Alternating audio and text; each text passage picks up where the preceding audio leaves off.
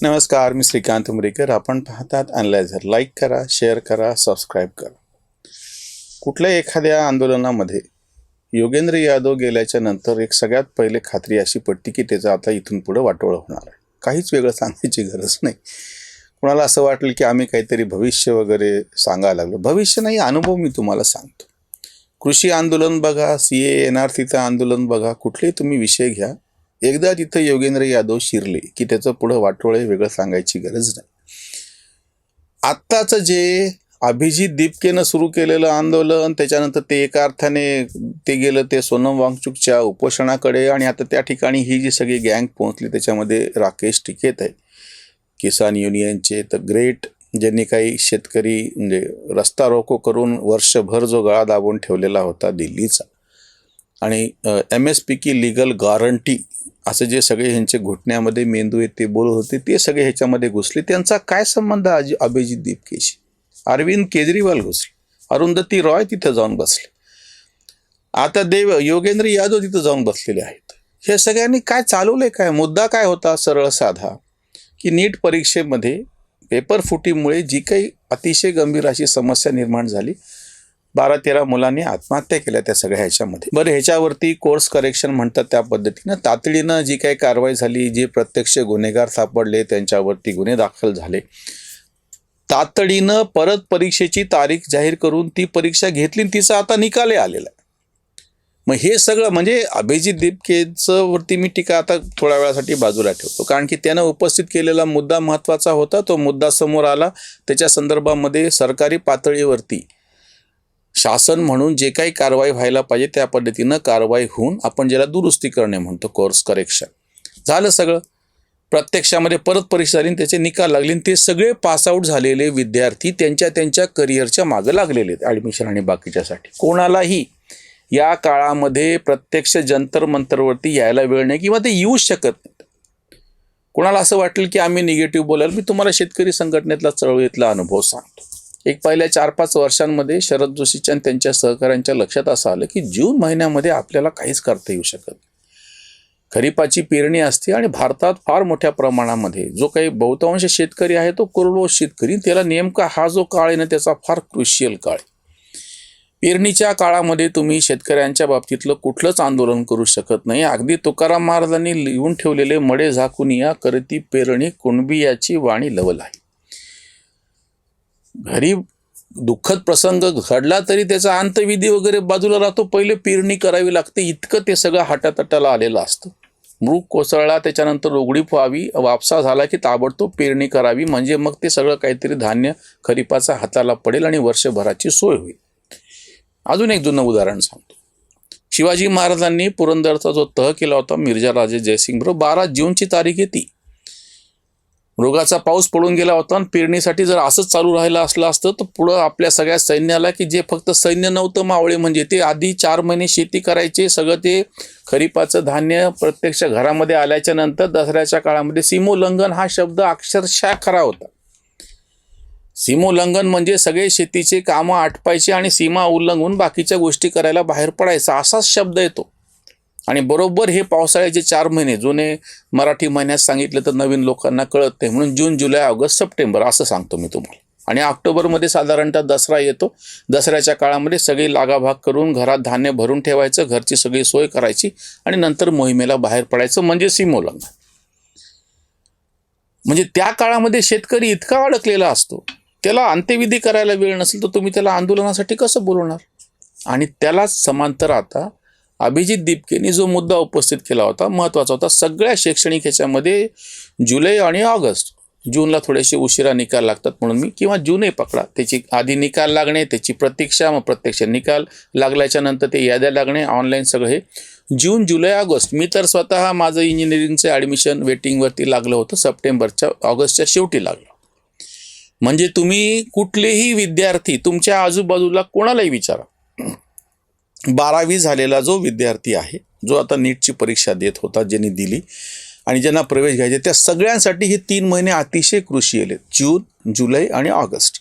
कुठल्याही परिस्थितीत तुम्ही विद्यार्थ्यांच्यासाठीचं कुठलंच आंदोलन ह्या 3 महिन्यात करू शकत नाहीत. पण ह्यांचे डोके, यांना कोण सल्ला देतं आणि काय करतं? म्हणजे जे आम्ही गमतीनं म्हणतो की राहुल गांधी हा भाजपचा स्टार प्रचारक आहे, फक्त राहुल गांधी नाही, हे सगळे बाकीचे लिब्रांड सुद्धा भाजपचे स्टार प्रचारक आहेत. ते त्यांच्या इतक्या सोयीचं काम सगळं करतात की आपण वेगळं काही सांगायची त्याच्यामध्ये गरजच नाही. ही काय मानसिकता आहे नेमकी? या आंदोलनामध्ये विद्यार्थ्यांचं आंदोलन होतं, त्या पातळीवरती चालू होतं. बरं, त्याला यश मिळो किंवा अपयश मिळो, संख्या कमी जास्त असो, मुद्दा महत्त्वाचा होता. पण ह्या सगळ्यांनी त्याचं वाटोळं करून टाकलेलं आहे. दुसरा एक मुद्दा वारंवार उपस्थित करतात, 18 दिवस झाले, 19 दिवस झाले, सरकारने काय करावं असं तुमची अपेक्षा आहे? सरकार म्हणजे कुठल्याही सरकारने. भारत आमदापुरे हे आमच्या चळवळीतल्या कार्यकर्त्या मित्राने एक फार छान पोस्ट टाकलेली. त्यानं मुद्दा उपस्थित केला की लोकनियुक्त असं एखादं सरकार, तुम्ही एवढी मोठी लोकशाही यंत्रणा राबवता, लोकांना निवडून देतात, ते संसदेमध्ये जातात, ते चूक असो किंवा बरोबर जातात, ते काहीतरी कायदे पास करतात आणि तुम्ही ते रद्द करण्यासाठी रस्त्यावर बसून वर्षभर सगळ्यांचा गळा दाबून ठेवता. किंवा आता हे सोनम वांगचुकने उपोषण करायचं आणि प्रत्यक्ष सरकार, तुम्ही सांगा ना, विषय उपस्थित करा, बोला त्याच्या बाबतीत. पण ही जी अपेक्षा आहे की सरकारने यावं, सरकारने बोलावं, ते एक वेळ ठीक आहे, पण सरकारने करावं काय? तुमची मागणी काय नेमकी? धर्मेंद्र प्रधानचा राजीनामा. बरं, स्वतः सोनम वांगचुकने ताबडतोब सांगितलेलं की एका राजीनाम्याचा मुद्दा नाही आहे आणि आता त्याच्या उपोषणाच्या मागे राजीनामा चिटकून टाकला. प्रत्यक्ष सगळी जी शिक्षण व्यवस्था आहे, किंवा आम्ही तोही व्हिडिओ यापूर्वी केला होता, सोनम वांगचुक हे न्यू एज्युकेशन पॉलिसीचं कसं राबवायला पाहिजे, त्यांनी लडाखमध्ये अतिशय चांगलं शैक्षणिक क्षेत्रात काम केलं.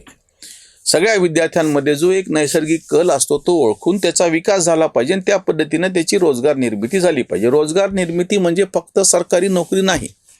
इंग्रजांनी त्यांच्या सोयीसाठी कारकून तयार केले, आम्ही आधुनिक काळामध्ये आधुनिक कारकून केले, किंवा आता कॉम्प्युटर कारकून तयार केले.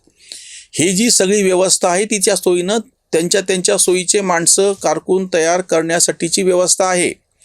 न्यू एज्युकेशन पॉलिसीमध्ये प्रत्येकाच्या मधल्या कौशल्याचा विकास करून त्यानं त्या पद्धतीनं जर स्वयंरोजगाराची निर्मिती केली तर समाज चालू शकेल. सगळ्यांना तर काय आपण सरकारी नोकऱ्या देऊच शकत नाही. सोनम वांगचुक स्वतः ज्या गोष्टीचे पुरस्कर्ते होते ते बाजूला ठेवून ते आता ही जी सगळी अभिजित दिपके वगैरे मांडणी करणारी जी व्यवस्था आहे की जी सगळी आधुनिक पद्धतीचे नोकरीसाठीचे कारकून तयार करणे किंवा नोकरीसाठीचे उच्च शिक्षित मजूर तयार करणे, एवढीच जी व्यवस्था आहे, त्याच्यासाठीच्या ज्या परीक्षा आहेत, त्याच्यासाठीचे जे अभ्यासक्रम आहेत, त्या सगळ्याच्या मध्ये तुम्ही अडकलेले आहात.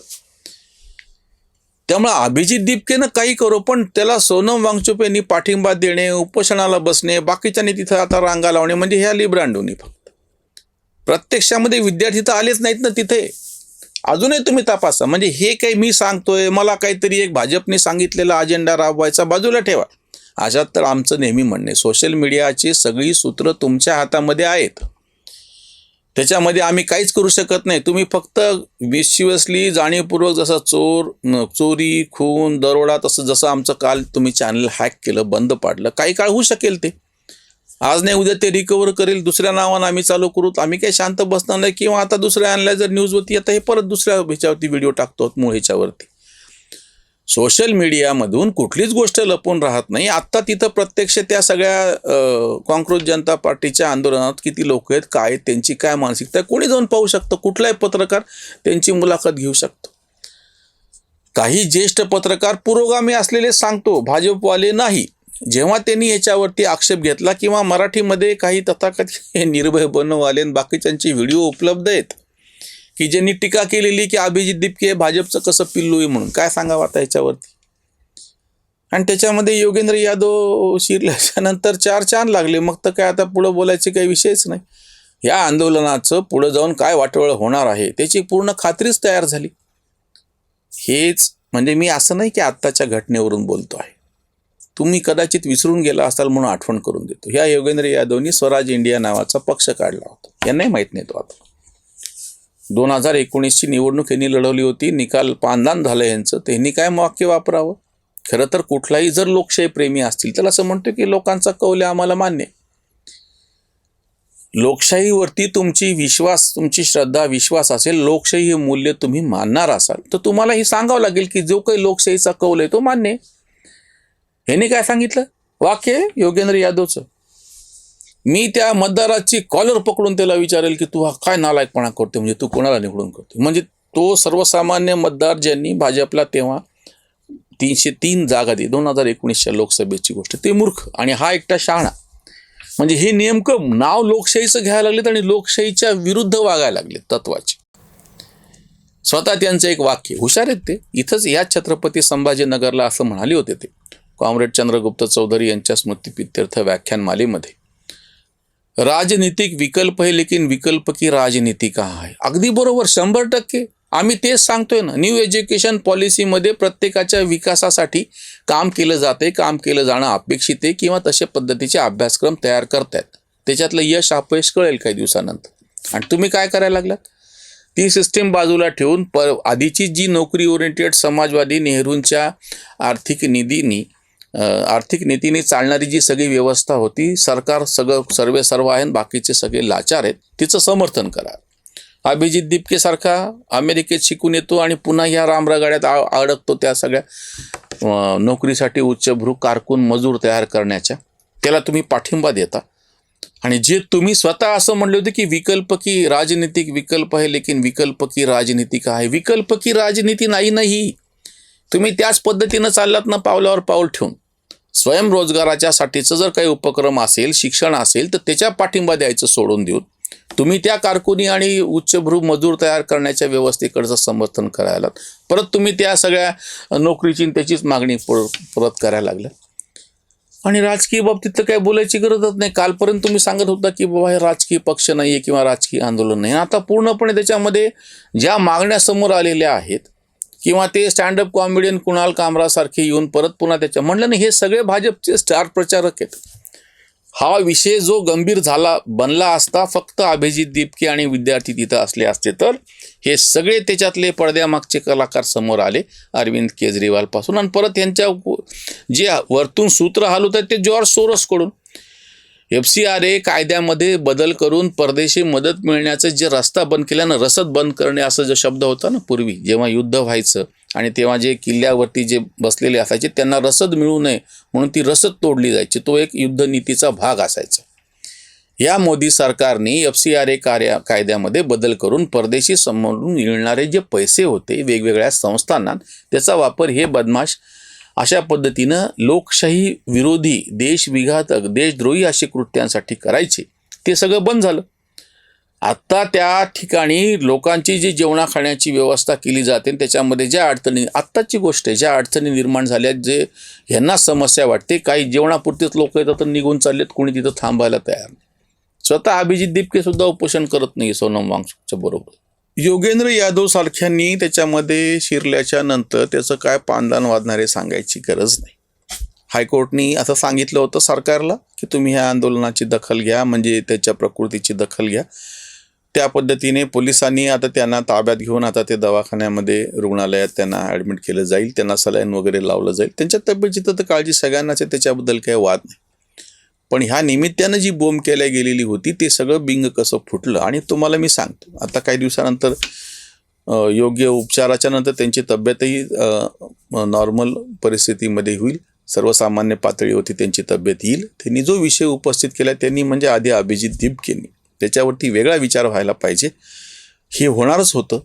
पोलिसांनी, प्रशासनाने त्यांची जबाबदारी ओळखून त्यांना ताब्यामध्ये घेतलेलं आहे. तिथून उचलून त्यांना रुग्णालयामध्ये आता दाखल केलं जाईल आणि त्याच्यावरती खुलासे नंतर येतीलही.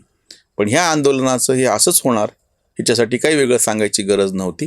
त्यांचे प्राण तर वाचायलाच पाहिजेत, त्यांच्या बाबतीत तर आम्हाला सगळ्यांनाच काळजी आहे. एक शिक्षणतज्ज्ञ म्हणून न्यू एज्युकेशन पॉलिसीच्या बाबतीमध्ये प्रत्यक्ष ते राबवण्यासाठी काम करणारा एक कार्यकर्ता म्हणून मी त्यांना महत्त्व देतो. त्यांनी ह्या बाकीच्या सारख्यांच्या झपटमध्ये अडकू नये. हे जे आंदोलन जीवी आहेत त्यांना काय करायचं त्यांना करू द्या. इथेच थांबू. धन्यवाद.